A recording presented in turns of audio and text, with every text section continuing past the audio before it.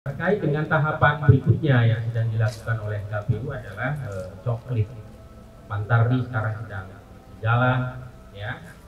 Coklit juga sebagaimana verifikasi faktual calon DPD, verifikasi pendaftaran partai politik juga menemukan banyak kendala di lapangan, ya. Jadi kami di Bawaslu Provinsi Banten nanti secara resmi besok, karena kami diundang besok di rapatnya KPU, akan kami jelaskan seluruhnya temuan-temuan kami di lapangan, ya. Ada stiker ditempel tanpa didatangi dulu, ada yang didatangi tanpa ditempel stiker, gitu ya.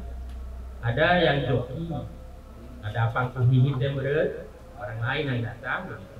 Ada yang tidak dilengkapi atribut, gitu ya. Ada yang tidak bisa menunjukkan SK dia, gitu. Banyak hal yang terjadi di lapangan dan kami punya data secara sistemik soal itu, dan kemudian kami akan sampaikan ke KPU besok.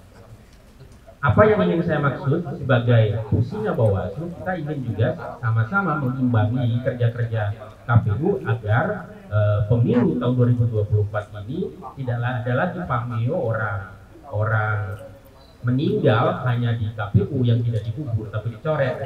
Ini dikubur tidak, dicoret tidak, begitu.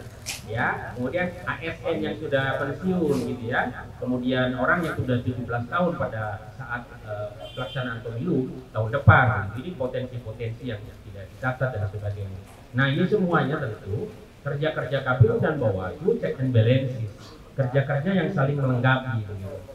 Nah, masih panjang kita, dalam waktu beberapa hari ke depan kita masih bicara soal Pantarli ini.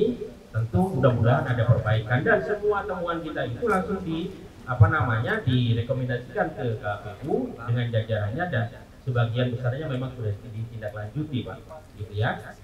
Lalu ada juga satu momentum yang verifikasi faktual yang harusnya TNS ditelepon oleh atasannya, begitu, PPK gitu, di MS-kan aja katanya begitu. Lalu di MS-kan, kemudian ditemukan oleh petugas kami, akhirnya di TMS kan juga, tapi faktanya sudah ada. Nah, kita proses. Hal-hal ini tentu kita ingin kemudian ngawal semua proses ini menjadi sesuatu yang lebih baik. Lalu tusi Bawaslu berikutnya, teman-teman, sejak mulainya tahapan ini, kami juga sudah melaksanakan fungsi adjudikasi administrasi, di mana ada klausul normatifnya secara undang-undang bahwa Bawaslu memiliki kewenangan itu, baik temuan dan laporan, untuk menguji apa? Untuk menguji prosedur, tata cara dan mekanisme penyelenggara pemilu, gitu ya. Makanya waktu itu ada sidang di Bawaslu itu dalam rangka itu, Pak Saprol, menguji mekanisme, prosedur dan tata cara yang dilakukan oleh teman-teman KPU apakah sudah benar atau tidak, begitu ya. Nah, itu dalam verifikasi pendaftaran partai politik dulu, gitu ya. Nah, ini semuanya dilakukan lagi-lagi ingin menunjukkan ke publik bahwa memang kita melakukan fungsi itu, ya. Lalu berikutnya, selain kita mengadili dengan instrumen adjudikasi administrasi misalnya, secara internal juga kami melakukan pengawasan. Badan ad hoc kita ini tidak semuanya juga bagus-bagus, Pak Saprol.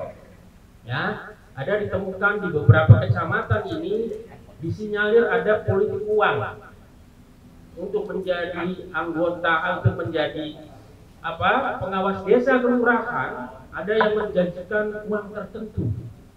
Buktinya ada.